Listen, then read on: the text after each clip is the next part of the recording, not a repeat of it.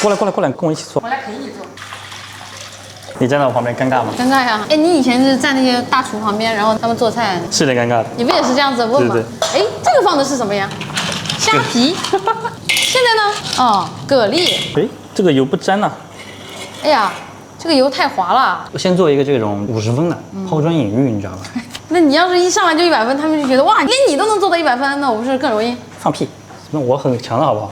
哟，你看，你被烫了。啊，不是，我烫到了，你一点都不心疼，你还不要说大话。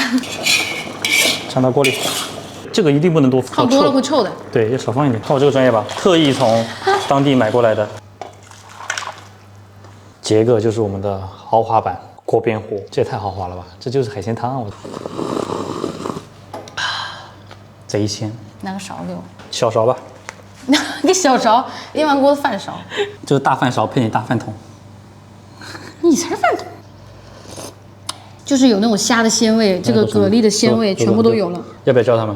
教呗。他们嘴上都说哎呀我要学我要学，然后回去点赞收藏，去寿山家吃灰吧。但是我还是要教，对不对？想学你，我教你啊。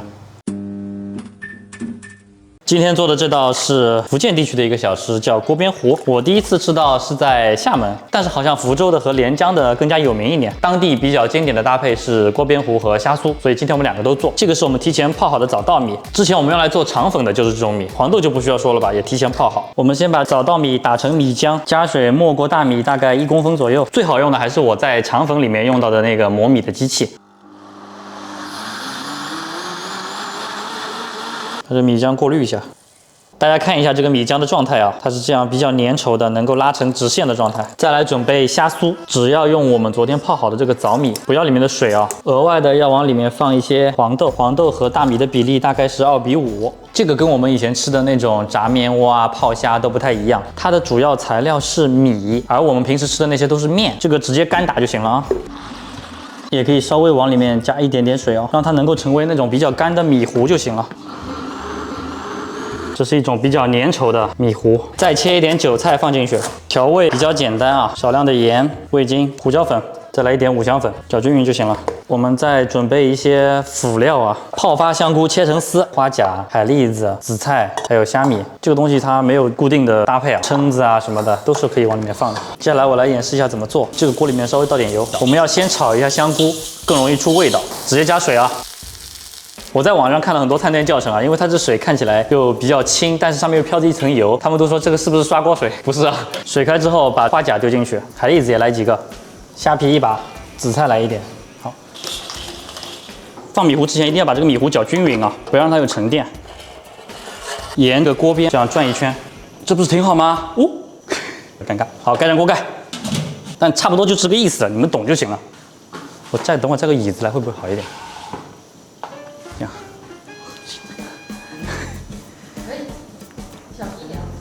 很快就会变成这样的结块，把它铲到锅里面，来一点虾油、盐、味精、葱花，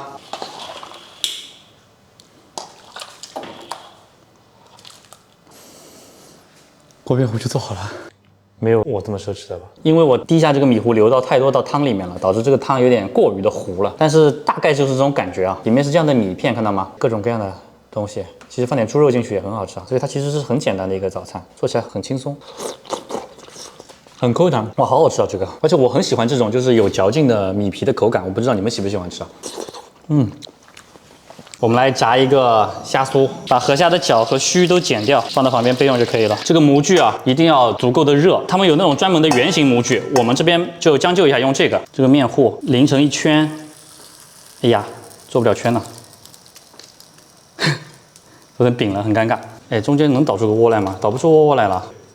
啊，先这样吧，先这样吧。每个上面要放3只河虾。有一种说法说这个3只河虾就是福建的3山，但是我也不确定这个说法来源准确不准确。好，把它放到油当中，让它静炸。大家千万不能，千万不能走神，千万不能走神。你看我一走神就炸黑了，我天，浪费了我3只虾。还是不能偷懒啊，千万不能不买那个工具，因为这个勺子它中间是凹的，所以它一定会流到中间，搞得我很尴尬，我也不知道怎么办。但是不管怎么说啊，我觉得味道是完全没问题的，味道非常好，只不过样子看着有点就不太对劲，所以你们也担待一下啊。模具一定要够热，够热的话它就不会粘，看到吗？炸到这种颜色就可以了啊，把它捞出来放到旁边。哎，可惜了，形状不对，要形状对了就完美了。它跟面的完全不一样，它是一种米的口感。我说实话，这个看上去焦了，对不对？但这个最好吃的，我发现没有焦味，但是又很焦香，完美，这个太好了，太好了。我说焦了还真的好吃啊，好吃啊，尝一下。还蛮香的。对，好香，好鲜。这个虾给你尝一下，这虾很好吃啊。炸酥了一点。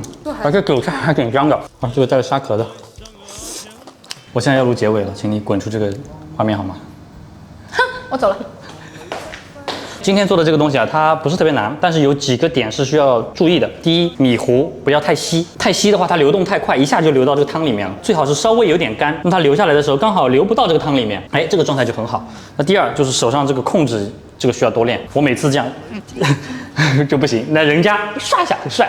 然后第三，这个工具一定要买平底的，底下是圆的话，我那个面糊倒进去，边上很脆，中间没熟，所以大家一定不要省钱去买专业的平底的装备。还有就是我们倒面糊的这个碗呢，一开始用的是左边这个边缘比较宽的，比较难控制，后来我换成这种窄边的，就好控制很多。另外还有一个很重要的工具，就是这个工具，你看着它其貌不扬，像是塑料的垃圾一样的东西，但是它有个很神奇的东西，就是它铲这个很干净。这里一锅汤。就完全铲掉了，然后其他没有什么。这道菜我觉得是非常非常好吃的，而且其实制作起来是比较简单的。我们的米糊是自己磨了浆，如果你们自己在家做，可以直接用粘米粉兑水来进行这个操作，非常的简单。好吃吗？好吃。你吃了几碗？2碗。跟叔叔阿姨拜拜好不好？知道叔叔阿姨在哪里吗？在那里面。你拜拜。现在害羞了，长大了。